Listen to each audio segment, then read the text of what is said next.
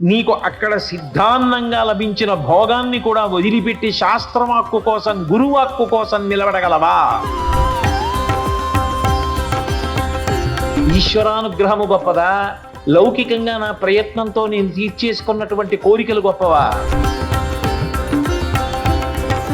నన్ను చూడగానే ఆయన ముఖం ముకిలించుకొని ఇలా అన్నారనుకోండి, పోతలకన్నారనుకోండి,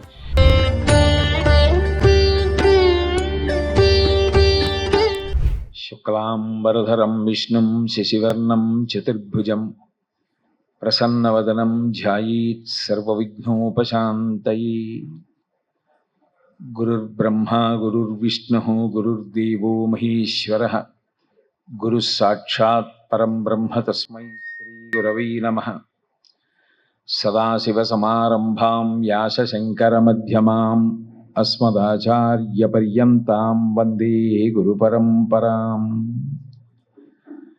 వాగర్ధావివ సంపృక్తౌ వాగర్ధప్రతిపత్తయే జగతః పితరౌ వందే పార్వతీ పరమేశ్వరౌ.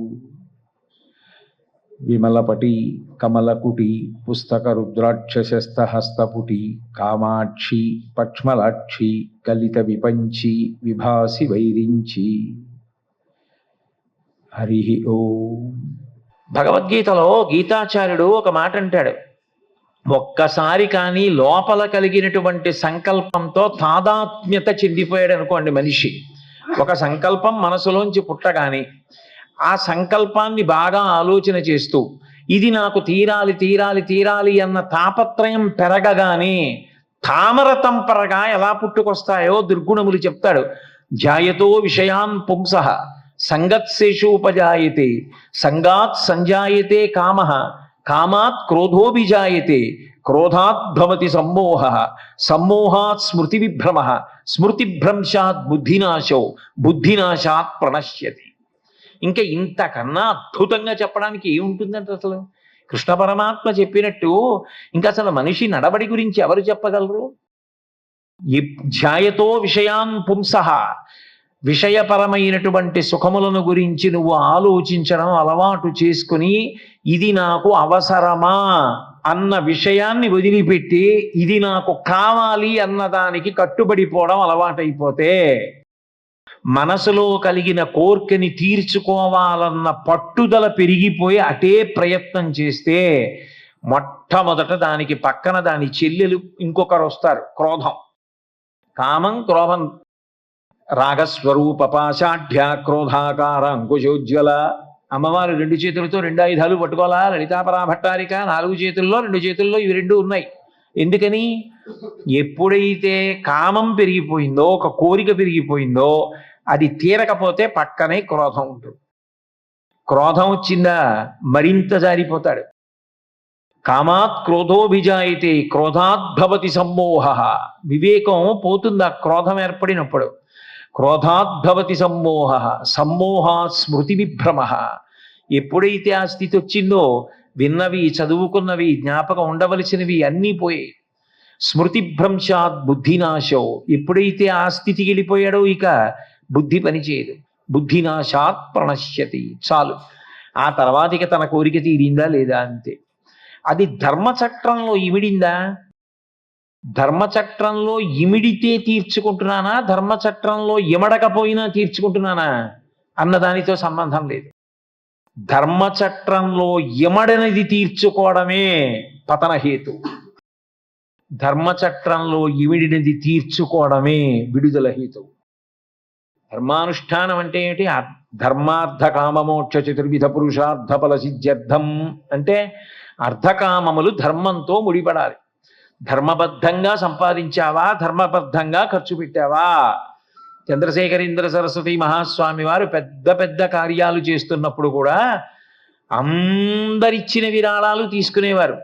ఎక్కడో మెద్రాస్ పట్టణంలో రిక్షా లాక్కునే వ్యక్తి మనీ ఆర్డర్ చేసినటువంటి మనీ ఆర్డర్ కింద కాగితం దాచారు. అంత కష్టపడిన వాడు నేను సంకల్పం చేసిన కార్యానికి పంపించాడు.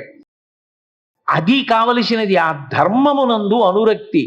ధర్మచక్రమునందు ఇమిడిన కార్యక్రమమునందు మాత్రమే నా శ్రద్ధ. ధర్మచక్రమునందు ఇమడదు నాకొద్దు. ఎందుకొద్దు? ఆ పని చేసి నేను రేపు పొద్దున్న భగవంతుడి దగ్గరికి వెళ్ళి పాదయోహో పాద్యం సమర్పయామి అంటే ఆయన కాళ్ళు ఎందుకు చాపుతాడు, ఎలా కడగనిస్తాడు? హస్తయోహో అర్ఘ్యం సమర్పయామి అంటే చేతిలో నీళ్లు పొయ్యి అని చెయ్యి ఎందుకు చాపుతాడు? నాకొద్దు. ఈశ్వరానుగ్రహము గొప్పదా, లౌకికంగా నా ప్రయత్నంతో నేను తీర్చేసుకున్నటువంటి కోరికలు గొప్పవా? నాకొద్దు. నా యోగక్షేమములు ఈశ్వరుడు వహిస్తాడు. ఆయన ఉన్నాడన్న నమ్మకం నిజమైతే నీ జీవితంలో నువ్వు ఆచరించినది ప్రధానం. ఆచార ప్రభవో ధర్మ, చెప్పినది కాదుగా, ఆచరించినది ధర్మం. ఆ ఆచరణాత్మకమైతే కామము బాధించదప్పుడు. కామము విశృంఖలత్వాన్ని పొందితే రాక్షస గుణం అయిపోయింది. అదే కామము త్యాగంతో కూడుకున్నదైపోయి అదే కామం ధర్మచక్రంలోకి ఇమిడిపోయిందనుకోండి, ఇది ధర్మం అంగీకరిస్తుందా? తీర్చుకో, ఏమీ దోషం లేదు.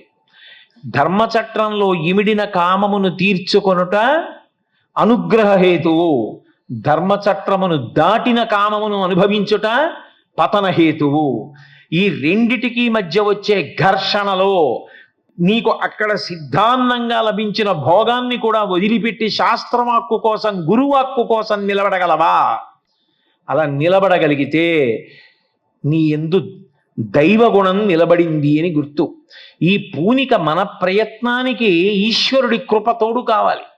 ఆయన అనుగ్రహం తోడైందనుకోండి, నాకు ఎందుకురా ఇవన్నీ, ఇట్లా చేసి ఇలా అనుభవించిన వాళ్ళు, ఇలా సంపాదించిన వాళ్ళు, ఇలా సాధించిన వాళ్ళు చిట్ట చివరికి ఏమైపోయారు? అంత కాంచనలంకని పరిపాలించినటువంటి ఆ రావణాసురుడు చివరికి ఏమైపోయాడు? కళత్రాణిచి సౌమ్యాని మిత్రవర్గం స్తథైవచ యదీచ్యసి చిరంభోక్తం ఆకృధారామ విప్రియం అంటాడు మారీచుడు. రాముడికి అప్రియం చేయకు, ఉన్నవన్నీ జారిపోతాయి. రాముడికి ఒక్కడికి ప్రియం చేశావా, అన్నీ నిలబడతాయి, వృద్ధిలోకి వస్తాయి. భగవంతుడి అనుగ్రహం కలగాలి అంటే నువ్వు ఎంత రొట్ట తెచ్చావు అన్నది కాదు ప్రధానం, ఆయన మాట ఎంత విన్నావన్నది ప్రధానం.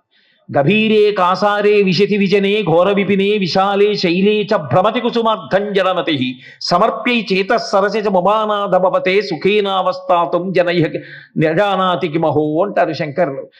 ఎవడెక్కమన్నాడ్రా? కొండలెక్కి పత్రులు తేవడం, సరస్సుల్లోకి వెళ్ళి తామర పూలు తేవడం మంచిదే, కానీ అసలు నీ మనసు అక్కడ లేనప్పుడు, ఆయన చెప్పినట్టు బ్రతకడానికి నువ్వు సిద్ధంగా లేనప్పుడు ఎన్ని తీసుకొచ్చి అక్కడ సమర్పిస్తే ఈశ్వరుడు సంతోషపడడానికి సిద్ధంగా ఉన్నాడు? కాదు. నీ ఈశ్వరుడు సంతోషం పొందాలంటే ఆయన ఎట్లా బ్రతకమని చెప్పాడో అట్లా బ్రతకడానికి నువ్వు సిద్ధంగా ఉన్నావా? ఏం చేస్తావు ఎన్ని తెచ్చి మాత్రం? చివర ఆకరణ ప్రాణోత్క్రమణం అయిపోతుంటే కాయము వీడి జీవుడతి కంపిత చిత్తత నీగుచుండవో నాయనయంచు ఎచ్చు నిజ నందన నందినులైన కాని కందోయిని భాష్మముల్ తొలుత దుఃఖమహంబుని సొచ్చు పత్నియున్ కాయము వీడి రారు కదా చేసిన కర్మము పుణ్యము తప్ప శంకర. ఎవరు వచ్చేవాళ్ళు? ఎవడు వచ్చేవాళ్ళు లేడు. చేసిన పుణ్యమేదో పాపమేదో అదే మూటగట్టు వెళ్ళిపోవాలి. కాబట్టి వద్దు, నాకు ధర్మచక్రాన్ని దాటినది వద్దు. అది ఎంత గొప్పదైనా కావచ్చు కాక. రాముడు 2 కాండలే కోరుకున్నాడు ధర్మం కోసం, ఇక దేనికి రామాయణం? కాబట్టి నాకు ధర్మమే గొప్పది, నేను ధర్మచక్రంలో ఇముడుతాను అన్న భావన నీకు గట్టిగా కలిగి నిలబడగలగాలంటే అది మొదటి గుణంగా అనుగ్రహించి దేవతాశక్తిని నిలిపి రాక్షసులను తరిమి కొట్టగలిగిన వాడు సుబ్రహ్మణ్యుడు. సుబ్రహ్మణ్యుడు అవసరం నాకు లేదని ఎవడనగలడప్పుడు? ఆయన అనుగ్రహం ఎవరికి ఉందో వాళ్ళకి ఆ 6లో 1 పరివర్తన చెందింది. కామము ఈశ్వర కామము కావాలి. కామము గురువు గారి మాట నేను వినాలనేటటువంటి కామముగా మారాలి. గురువు అనుగ్రహం కలిగితే నాకు ఇంకేం కావాలి? నన్ను చూడగాని స్వామివారు ఎంతో సంతోషంగా చిరునవ్వుతో రా రా అన్నారనుకోండి, చాలు నా జీవితానికి. అది నాకు అంగరక్ష, నన్ను, నా కుటుంబాన్ని, నా వంశాన్ని కాపాడుతుంది. అట్లా నేను అనిపించుకోలేకపోయాను అనుకోండి, నన్ను చూడగానే ఆయన ముఖం ముకిలించుకొని ఇలా అన్నారనుకోండి, పోతలకన్నారనుకోండి, అప్పుడు నేను ఎన్ని సంపాదించినా, ఏం చేసినా, ఎంత గొప్పవాణ్ణని లోకంలో అనిపించుకున్నా ఏమిటి నేను దాని వలన పొందేటటువంటి ఫలితం? అది కాదు. గురువు యొక్క అనుగ్రహం చాలు. గురువు అనుగ్రహం దేనికి ఉంటుంది? ధార్మికమైన నడవడి ఎక్కడుందో అక్కడే గురువుల యొక్క అనుగ్రహం ఉంటుంది. చిత్తం వినోదయతి యచ్చతి కామితార్థం క్షేమం కరోతి విదదాత్యజరామరత్వం శ్రీచంద్రశేఖర గురో భవత కటాక్ష శుభ్రాం శువత్ సురభివత్ సురవత్ సుధావత్ స్మితజ్యోత్సనా వీచీ శిశిరయతు మే తాపమఖిలం దృశోర్దివ్యం రోచిర్విదదతు తమో నాశమనిశం వచో ద్రాక్షహాలాజనయతు సదానందమతులం తపోమూర్తే సాక్షాత్యతి కులపతే శేఖర గురు అంటారు. నేను ఆ మాట అంటున్నప్పుడు నా మనసులో ప్రతిబింబ స్వరూపంగా స్వామివారు. గురువులు మనని చూసి వీడు ధర్మం కోసం తాపత్రయపడతాడు రా, వీడికి ధర్మం తప్పింది అక్కర్లేదురా అని సంతోషించి మనని చూడగానే ఒక నవ్వు నవ్వారనుకోండి, స్మిత జ్యోత్సనా వీచి శిశిరయతు మే తాపమఖిలం, సమస్త తాపములను ఆ చిరునవ్వు పోగొట్టేస్తుంది చాలు. దృశోర్ దివ్యం రోచిర్విదదతు తమోనాశమనిశం, పరమ ప్రేమతో గురువులు చూడగానే ఒక్క నవ్వు నవ్విరా అని పిలిచారనుకోండి చాలు, వాళ్ళ అనుగ్రహంతో కూడుకున్న చూపు మన మీద పడగానే కోట్ల జన్మల పర్యంతం వెంబడించి వస్తున్న అజ్ఞానపు చీకట్లు విచ్చిపోతాయి. అటువంటి గురువుల యొక్క అనుగ్రహానికి దైవానుగ్రహానికి కారణం ధర్మచక్రంలో ఇమడగలగడం. సుందరకాండలో అంటారు, క్రుద్ధ పాపం న కుర్యాత్క క్రుద్ధో హన్యాద్గురూనపి క్రుద్ధ పరుషయామాచ నరం సాధు నదీక్షిపేత్ యస్యముత్పరితం క్రోధం క్షమయైవ నిరస్యతి యథోరగస్త్వచం జీర్ణాం సవై పురుషముచ్యతే. ఆ క్రోధానికి వశపడిపోయిన వాడు పెద్దలని కూడా చూడడు, సంహరించేస్తాడు. నోటికి అదుపు ఉండదు, మాట అదుపు తప్పిపోతుంది, ఏం మాట్లాడుతున్నాడో తెలియదు. లోకంలో నిజానికి పురుషుడు అనిపించుకోగలిగిన వాడు ఎవరు అంటే యథోరగస్త్వచం జీర్ణాం సవై పురుషముచ్యతే. పావు తన కుబుసాన్ని తాను ఎలా వదిలిపెట్టేస్తుందో అట్లా తన కోపాన్ని ఇది నాకు పతనహేతువు అని స్మరించి వదిలిపెట్టగలిగిన వాడెవడో క్షమయైవ నిరస్యతి, ఓర్పు పట్టి కోపాన్ని వదిలిపెట్టగలిగిన వాడెవరో వాడే ధన్యాత్ముడు. కోపానికి కారణం ఏమిటి? ఇతరులు ఎవరో తప్పు చేశారు, వాళ్ళెవరో తప్పు చేశారు. తప్పు చేశారని కోప్పడే ముందు నువ్వెప్పుడూ తప్పు చేయలేదా? ఇంగ్లీష్లో ఒక ప్రొవెర్బ్ చెప్తారు, polluted hands cannot touch the pure fountain of justice అని. అపవిత్రమైన చేతులతో పవిత్రమైన పాత్రని నువ్వు ఎలా ముట్టుకుంటావో, నువ్వెప్పుడూ తప్పు చెయ్యని వాడివైతే ఇతరులు తప్పు చేశారని కోప్పడు. నువ్వు చేయలేదా? మనిషికి ఓర్పు గొప్పది, ప్రేమ గొప్పది. ప్రేమ శాశ్వతమైన పరిష్కారాన్ని చూపిస్తుంది. కోపంతో చెప్పినది ఆ క్షణానికి నిలబడుతుందేమో, ప్రేమతో చెప్పింది మనిషిని శాశ్వతంగా మారుస్తుంది. ఆ ప్రేమ గొప్పది. అందుకే కోపం కాదు గొప్పది, క్షమ గొప్పది, ఓర్పు పట్టడం గొప్పది, ప్రేమతో బ్రతకడం గొప్పది.